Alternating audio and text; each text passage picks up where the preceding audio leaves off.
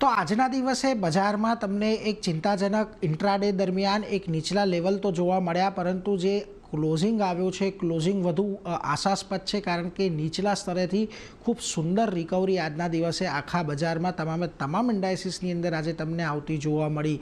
સૌથી પહેલાં આજે નિફ્ટીની વાત કરી લઈએ તો જુઓ, આજના દિવસે નિફ્ટી તમને 23,500ની નીચે જતાં દેખાયું હતું અને ત્યાંથી ઓલમોસ્ટ તમને 200 પોઈન્ટ જેટલી રિકવરી આજના દિવસે નીચલા સ્તરેથી નિફ્ટીની અંદર આવતી જોવા મળી છે અને એક પોઝિટિવ આમ તો નેગેટિવિટી સાથે બંધ થયું છે, પરંતુ ફ્લેટ લાઇન પર બંધ થતું જોવા મળ્યું છે। એવી જ રીતે સેન્સેક્સમાં પણ નીચલા સ્તરેથી લગભગ 500-550 પોઈન્ટની એક સુંદર રિકવરી આવતી જોવા મળી।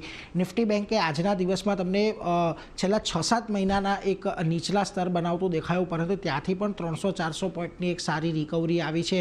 મિડ કેપ અને સ્મોલ કેપમાં ચોક્કસથી આજે તમને 1% કે 0.25% ઘટાડો દેખાઈ રહ્યો હોય, પરંતુ દિવસ દરમિયાન અહીંયા ઘટાડો બહુ મોટો હતો અને એ ઘટાડામાં પણ થોડી ઘણી નીચલા સ્તરેથી રિકવરી તમને આજના દિવસે આવતી જોવા મળી। તો હવે જો આજે બજારને સપોર્ટ ક્યાંથી આજના દિવસે મળ્યો, તો ઓઇલ એન્ડ ગેસ સેક્ટર તો એવું હતું કે જ્યાં સવારથી આજે તમને તેજી જોવા મળી હતી, પરંતુ આઈટી સ્ટોક્સની અંદર આજે નીચલા સ્તરેથી એક સારી રિકવરી આવતી જોવા મળી અને એને પગલે નિફ્ટી આઈટી આજે એક પોઝિટિવિટી સાથે બંધ થયો છે।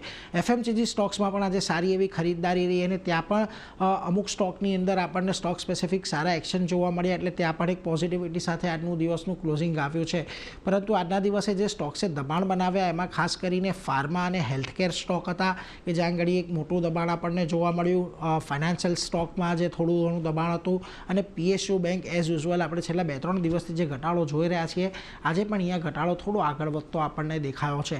નિફ્ટીના ફ્રન્ટ પરથી ખાસ કરીને વાત કરી લઈએ તો આજના દિવસે તમને ઓએનજીસીનું કાઉન્ટર ફરી એક વખત સારી એક્શનમાં આવતું દેખાયું છે। 270ની ઉપર આજના દિવસે બ્રેકઆઉટ આપ્યું છે, જે ટેકનિકલી એક મહત્ત્વના લેવલ છે। આ ઉપરાંત તમને પરિણામ આવતીકાલે આવવાના છે, એ પહેલાં ટીસીએસમાં સારી તેજી જોવા મળી, રિલાયન્સમાં આજે બ્રોકરેજ રિપોર્ટ બાદ સારી તેજી જોવા મળી છે અને આઈટીસીમાં પણ એક નીચલા સ્તરેથી સારી ખરીદદારી આવી છે।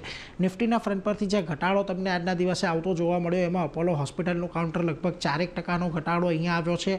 ટ્રેન્ટ અને શ્રીરામ ફાઇનાન્સમાં તો છેલ્લા 2-3 દિવસથી આપણે ઘટાડો વિટનેસ કરી જ રહ્યા છીએ, જે આજે થોડો આગળ વધતો દેખાયો છે અને અલ્ટ્રાટેક સિમેન્ટ આજના દિવસે ઘટીને બંધ થયો છે। મિડકેપના ફ્રન્ટ પરથી આજે તમને જ્યાં ઘડી સારી તેજી જોવા મળી, એમાંથી ખાસ કરીને જુઓ જે કાઉન્ટર છે એમાં ફિનિક્સ મિલ્સ લગભગ 5% જેટલું વધતું દેખાયું। L&T finance, oil India, MRPL જેવા કાઉન્ટર ખાસ કરીને વધતા દેખાયા। આજે જે ઓઇલ એન્ડ ગેસ સેક્ટરની તેજી આવી એમાં ઓઇલ ઇન્ડિયા અને એમઆરપીએલમાં પણ એક સારું કોન્ટ્રીબ્યુશન જોવા મળ્યું છે। પરંતુ જ્યાં ઘટાડો તમને આજના દિવસે મિડકેપના ફ્રન્ટ પરથી આવતો જોવા મળ્યો એમાં ડિક્સન ટેકનું કાઉન્ટર એક બહુ મોટું મહત્ત્વનું છે। અહીંયા સતત એક આપણને 18,000ના લેવલને પારનું એક રેઝિસ્ટન્સ ફેસ કરી રહ્યા હતા અને ત્યારબાદ આજે એક 8%નો ઘટાડો આવ્યો છે। પેટીએમમાં જે ઘટાડો આવ્યો હતો, આજે તો 900 નીચે કાઉન્ટર પહોંચી ગયું હતું, પરંતુ તે છતાં પણ દિવસના અંતે 8%ના ઘટાડા સાથે બંધ થયું છે। આઈજીએલ અને લ્યુપિન જેવા કાઉન્ટર પણ એક દબાણ સાથે બંધ થતા દેખાયા છે।